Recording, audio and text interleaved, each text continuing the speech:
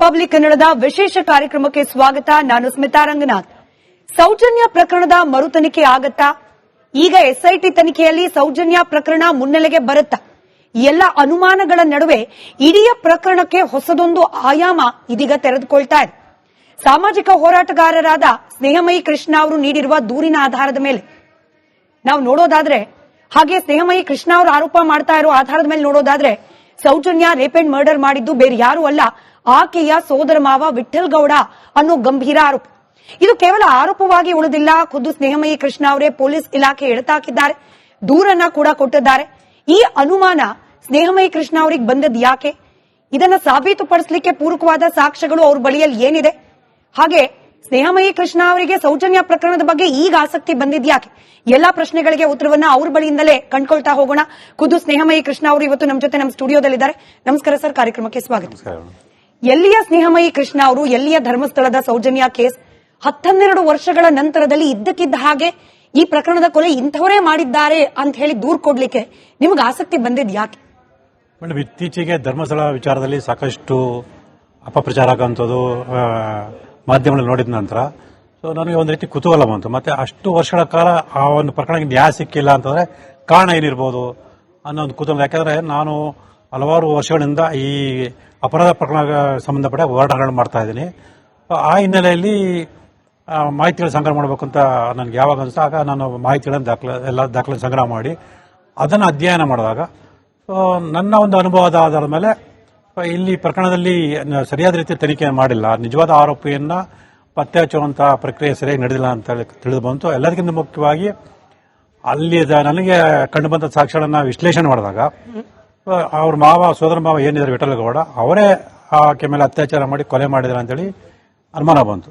ಅದಕ್ಕೆ ಪೂರಕವಾಗಿ ನಾವು ಸಾಕಷ್ಟು ಮಾಹಿತಿ ದಾಖಲೆಗಳನ್ನು ಸಂಗ್ರಹ ಮಾಡಿದೆ. ನಾನು ಧರ್ಮಸ್ಥಳಕ್ಕೆ ಹೋಗಿದ್ದ ಸಂದರ್ಭದಲ್ಲಿ ಅಲ್ಲಿ ಸಾಕಷ್ಟು ಮಾಹಿತಿಗಳನ್ನು ಸಂಗ್ರಹ ಮಾಡಿದಾಗ ನನ್ಗೇನು ಅನುಮಾನ ಬಂತು, ಅದಕ್ಕೆ ಪೂರಕವಾಗಿ ಒಂದಷ್ಟು ಸಾಕ್ಷಿಗಳು ಲಭ್ಯ ಆಯಿತು. ಈ ಎಲ್ಲ ಹಿನ್ನೆಲೆಯಲ್ಲಿ ನಾನು ಪೊಲೀಸ್ ಅಧಿಕಾರಿಗಳಿಗೆ ದೂರರ್ಜನೆ ಕೊಟ್ಟಿದ್ದೇನೆ.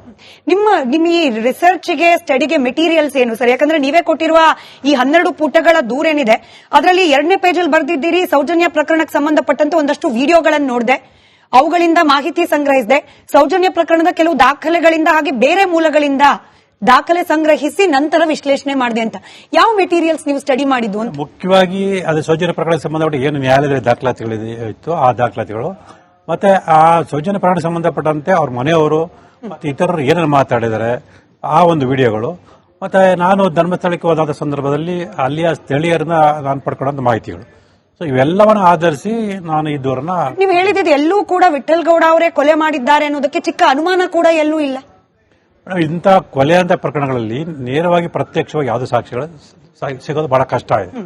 ಹಾಗಾಗಿ ಮಾನ್ಯ ಸರ್ವೋಚ್ಚ ನ್ಯಾಯಾಲಯ ಹೇಳುತ್ತೆ, ಇಂತಹ ಒಂದು ಗಂಭೀರ ಪ್ರಕರಣಗಳಲ್ಲಿ ಸಾಂದರ್ಭಿಕ ಸಾಕ್ಷಿಗಳು ಇದ್ದಂತಹ ಸಂದರ್ಭದಲ್ಲಿ ಆ ವ್ಯಕ್ತಿಗೆ ಆ ಒಂದು ಕೃತ್ಯ ಮಾಡುವಂತಹ ಉದ್ದೇಶ ಇತ್ತು ಅಥವಾ ಕಾರಣ ಇತ್ತು ಅನ್ನೋದನ್ನ ಸಾಬೀತುಪಡಿಸಿದ್ರೆ ಸಾಕು ಅಂತ ಹೇಳುತ್ತೆ. ಆ ಹಿನ್ನೆಲೆಯಲ್ಲಿ ಇಲ್ಲಿ ಸಾಕ್ಷ್ಯಗಳನ್ನು ಗಮನಿಸಿದಾಗ ಅಲ್ಲಿ ಏನು ಶವ ಸಿಕ್ಕಿದ ಸ್ಥಳದಲ್ಲಿ ಲಭ್ಯವಾಗಿರೋ ಒಂದು ಚಿತ್ರಣ ಏನಿದೆ ಆ ಒಂದು, ಮತ್ತೆ ಆಕೆ ಮೇಲೆ ಒಂದು ಈ ತರ ಒಂದು ಆಸೆ, ಕಾಮದ ಆಸೆಯಿಂದ ಆಕೆ ಮೇಲೆ ದೌರ್ಜನ್ಯ ಮಾಡುವಂತದ್ದು ವಿಠಲ್ ಗೌಡರಿಗೆ ಹಿಂಗೆ ಯಾರಾದ್ರೂ ಹೇಳಿದ್ರ ನಿಮ್ಗೆ, ಅಥವಾ ಅದಕ್ಕೆ ಪೂರಕವಾದ ಸಾಕ್ಷ್ಯ ಸಿಕ್ತಾ, ಅಥವಾ ನೀವೇ ಅಸ್ಯೂಮ್ ಮಾಡ್ಕೊಳ್ತಿದ್ದೀರಾ, ಕಲ್ಪಿಸ್ಕೊಳ್ತಿದ್ದೀರಾ ಹೀಗೆ ಅಂತ? ಇಲ್ಲ ಮೇಡಮ್, ನನಗೆ ಸಾಕ್ಷಿಗಳು ಸಿಕ್ಕಿದೆ, ಅದನ್ನ ಕೊಡ್ತಾ ಇದ್ದೀನಿ. ವಿಠಲ್ ಗೌಡರು ಹೋಟೆಲ್ಗೆ ಸೌಜನ್ಯ ಹೋದಂತ ಸಂದರ್ಭದಲ್ಲಿ ಆಕೆ ಮೇಲೆ ಒಂದು ಮುಟ್ಟುವಂಥದ್ದು, ಆಕೆ ಮೇಲೆ ಅಸಹ್ಯವಾಗಿ ನಡ್ಕೊಳ್ಳುವಂಥದ್ದು ಇದಾಗಿ ನೋಡುವಂತ ಇದ್ದಾರೆ. ಮತ್ತೆ ಆ ವ್ಯಕ್ತಿ ಆ ಸೌಜನ್ಯಗೆ ಆ ವಿಚಾರನೂ ಕೂಡ ತಿಳಿಸಿದ್ರೆ, ತಿಳಿಸಿ ಯಾಕೆ ಇದೆಲ್ಲ ಸಹಿಸ್ಕೊಳ್ತಿದ್ಯಾ ನೀನು, ನಿಮ್ಮ ಮನೆಗೆ ನಾನೇ ಹೇಳ್ತೀನಿ ಅಂತ ಹೇಳಿದಾಗ ಹೇಳ್ಬೇಡ, ಅದು ಬೇರೆ ತರದೇನೋ ಆಗುತ್ತೆ ಅಂತೇಳಿ ಆಕೆ ಹೇಳಿರೋಂಥ ವಿಚಾರ ಇದೆ.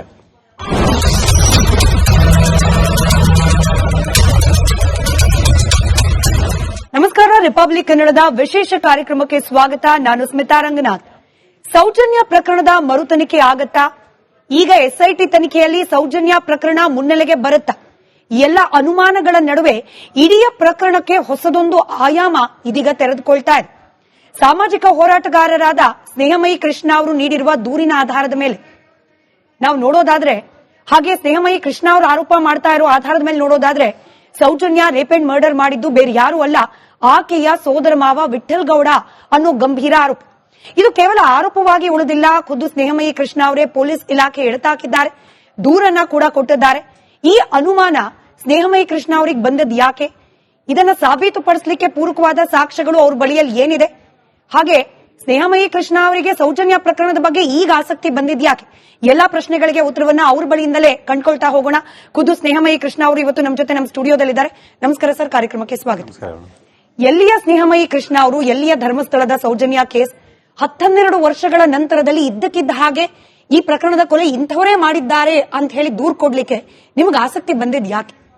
ಮೇಡಮ್, ಇತ್ತೀಚೆಗೆ ಧರ್ಮಸ್ಥಳ ವಿಚಾರದಲ್ಲಿ ಸಾಕಷ್ಟು ಅಪಪ್ರಚಾರ ಆಗುವಂಥದ್ದು ಮಾಧ್ಯಮಗಳಲ್ಲಿ ನೋಡಿದ ನಂತರ ಸೊ ನನಗೆ ಒಂದು ರೀತಿ ಕುತೂಹಲ ಬಂತು. ಮತ್ತೆ ಅಷ್ಟು ವರ್ಷಗಳ ಕಾಲ ಆ ಒಂದು ಪ್ರಕರಣಕ್ಕೆ ನ್ಯಾಯ ಸಿಕ್ಕಿಲ್ಲ ಅಂತಂದ್ರೆ ಕಾರಣ ಏನಿರ್ಬೋದು ಅನ್ನೋ ಒಂದು ಕುತೂಹಲ. ಯಾಕಂದ್ರೆ ನಾನು ಹಲವಾರು ವರ್ಷಗಳಿಂದ ಈ ಅಪರಾಧ ಪ್ರಕರಣ ಸಂಬಂಧಪಟ್ಟ ಹೋರಾಟಗಳನ್ನು ಮಾಡ್ತಾ ಇದ್ದೀನಿ. ಆ ಹಿನ್ನೆಲೆಯಲ್ಲಿ ಮಾಹಿತಿಗಳ ಸಂಗ್ರಹ ಮಾಡಬೇಕು ಅಂತ ನನಗೆ ಯಾವಾಗ ಅನಿಸ್ತು ಆಗ ನಾನು ಮಾಹಿತಿಗಳನ್ನು ದಾಖಲೆ ಸಂಗ್ರಹ ಮಾಡಿ ಅದನ್ನು ಅಧ್ಯಯನ ಮಾಡಿದಾಗ ನನ್ನ ಒಂದು ಅನುಭವದ ಆಧಾರದ ಮೇಲೆ ಇಲ್ಲಿ ಪ್ರಕರಣದಲ್ಲಿ ಸರಿಯಾದ ರೀತಿ ತನಿಖೆ ಮಾಡಿಲ್ಲ, ನಿಜವಾದ ಆರೋಪಿಯನ್ನ ಪತ್ತೆ ಹಚ್ಚುವಂತ ಪ್ರಕ್ರಿಯೆ ಸರಿಯಾಗಿ ನಡೆದಿಲ್ಲ ಅಂತ ತಿಳಿದು ಬಂತು. ಎಲ್ಲದಕ್ಕಿಂತ ಮುಖ್ಯವಾಗಿ ಅಲ್ಲಿ ನನಗೆ ಕಂಡುಬಂದ ಸಾಕ್ಷ್ಯಗಳನ್ನ ವಿಶ್ಲೇಷಣೆ ಮಾಡಿದಾಗ ಅವ್ರ ಸೋದರ ಮಾವ ಏನಿದ್ದಾರೆ ವಿಠಲಗೌಡ, ಅವರೇ ಆಕೆ ಮೇಲೆ ಅತ್ಯಾಚಾರ ಮಾಡಿ ಕೊಲೆ ಮಾಡಿದ್ದಾರೆ ಅಂತೇಳಿ ಅನುಮಾನ ಬಂತು. ಅದಕ್ಕೆ ಪೂರಕವಾಗಿ ನಾವು ಸಾಕಷ್ಟು ಮಾಹಿತಿ ದಾಖಲೆಗಳನ್ನು ಸಂಗ್ರಹ ಮಾಡಿದೆ. ನಾನು ಧರ್ಮಸ್ಥಳಕ್ಕೆ ಹೋಗಿದ್ದ ಸಂದರ್ಭದಲ್ಲಿ ಅಲ್ಲಿ ಸಾಕಷ್ಟು ಮಾಹಿತಿಗಳನ್ನು ಸಂಗ್ರಹ ಮಾಡಿದಾಗ ನನ್ಗೇನು ಅನುಮಾನ ಬಂತು ಅದಕ್ಕೆ ಪೂರಕವಾಗಿ ಒಂದಷ್ಟು ಸಾಕ್ಷಿಗಳು ಲಭ್ಯ ಆಯಿತು. ಈ ಎಲ್ಲ ಹಿನ್ನೆಲೆಯಲ್ಲಿ ನಾನು ಪೊಲೀಸ್ ಅಧಿಕಾರಿಗೆ ದೂರರ್ಜಿ ಕೊಟ್ಟಿದ್ದೀನಿ. ನಿಮ್ಮ ಈ ರಿಸರ್ಚ್ಗೆ ಸ್ಟಡಿಗೆ ಮೆಟೀರಿಯಲ್ಸ್ ಏನು ಸರ್? ಯಾಕಂದ್ರೆ ನೀವೇ ಕೊಟ್ಟಿರುವ ಈ 12 ಪುಟಗಳ ದೂರೇನಿದೆ ಅದರಲ್ಲಿ 2ನೇ ಪೇಜಲ್ಲಿ ಬರೆದಿದ್ದೀರಿ ಸೌಜನ್ಯ ಪ್ರಕರಣಕ್ಕೆ ಸಂಬಂಧಪಟ್ಟಂತೆ ಒಂದಷ್ಟು ವಿಡಿಯೋಗಳನ್ನು ನೋಡಿದೆ, ಅವುಗಳಿಂದ ಮಾಹಿತಿ ಸಂಗ್ರಹಿಸಿದೆ, ಸೌಜನ್ಯ ಪ್ರಕರಣದ ಕೆಲವು ದಾಖಲೆಗಳಿಂದ ಹಾಗೆ ಬೇರೆ ಮೂಲಗಳಿಂದ ದಾಖಲೆ ಸಂಗ್ರಹಿಸಿ ನಂತರ ವಿಶ್ಲೇಷಣೆ ಮಾಡಿದೆ ಅಂತ. ಯಾವ ಮೆಟೀರಿಯಲ್ಸ್ ನೀವು ಸ್ಟಡಿ ಮಾಡಿದ್ದು ಅಂತ? ಮುಖ್ಯವಾಗಿ ಅದು ಸೌಜನ್ಯ ಪ್ರಕರಣಕ್ಕೆ ಸಂಬಂಧಪಟ್ಟ ಏನು ನ್ಯಾಯಾಲಯದ ದಾಖಲಾತಿಗಳಿತ್ತು ಆ ದಾಖಲಾತಿಗಳು, ಮತ್ತೆ ಆ ಸೌಜನ್ಯ ಪ್ರಕರಣಕ್ಕೆ ಸಂಬಂಧಪಟ್ಟಂತೆ ಅವ್ರ ಮನೆಯವರು ಮತ್ತೆ ಇತರರು ಏನೇನು ಮಾತಾಡಿದ್ದಾರೆ ಆ ಒಂದು ವಿಡಿಯೋಗಳು, ಮತ್ತೆ ನಾನು ಧರ್ಮಸ್ಥಳಕ್ಕೆ ಹೋದಾದ ಸಂದರ್ಭದಲ್ಲಿ ಅಲ್ಲಿಯ ಸ್ಥಳೀಯರನ್ನ ನಾನು ಪಡ್ಕೊಂಡಂತ ಮಾಹಿತಿಗಳು. ಸೊ ಇವೆಲ್ಲವನ್ನ ಆಧರಿಸಿ ನಾನು ಈ ದೂರನ್ನ ನೀವು ಹೇಳಿದ್ದು ಎಲ್ಲೂ ಕೂಡ ವಿಠಲ್ಗೌಡ ಅವರೇ ಕೊಲೆ ಮಾಡಿದ್ದಾರೆ ಅನ್ನೋದಕ್ಕೆ ಚಿಕ್ಕ ಅನುಮಾನ ಕೂಡ ಎಲ್ಲೂ ಇಲ್ಲ. ಇಂಥ ಕೊಲೆ ಅಂತ ಪ್ರಕರಣಗಳಲ್ಲಿ ನೇರವಾಗಿ ಪ್ರತ್ಯಕ್ಷವಾಗಿ ಯಾವುದು ಸಾಕ್ಷಿಗಳು ಸಿಗೋದು ಬಹಳ ಕಷ್ಟ ಇದೆ. ಹಾಗಾಗಿ ಮಾನ್ಯ ಸರ್ವೋಚ್ಚ ನ್ಯಾಯಾಲಯ ಹೇಳುತ್ತೆ, ಇಂತಹ ಒಂದು ಗಂಭೀರ ಪ್ರಕರಣಗಳಲ್ಲಿ ಸಾಂದರ್ಭಿಕ ಸಾಕ್ಷಿಗಳು ಇದ್ದಂತಹ ಸಂದರ್ಭದಲ್ಲಿ ಆ ವ್ಯಕ್ತಿಗೆ ಆ ಒಂದು ಕೃತ್ಯ ಮಾಡುವಂತಹ ಉದ್ದೇಶ ಇತ್ತು ಅಥವಾ ಕಾರಣ ಇತ್ತು ಅನ್ನೋದನ್ನ ಸಾಬೀತುಪಡಿಸಿದ್ರೆ ಸಾಕು ಅಂತ ಹೇಳುತ್ತೆ.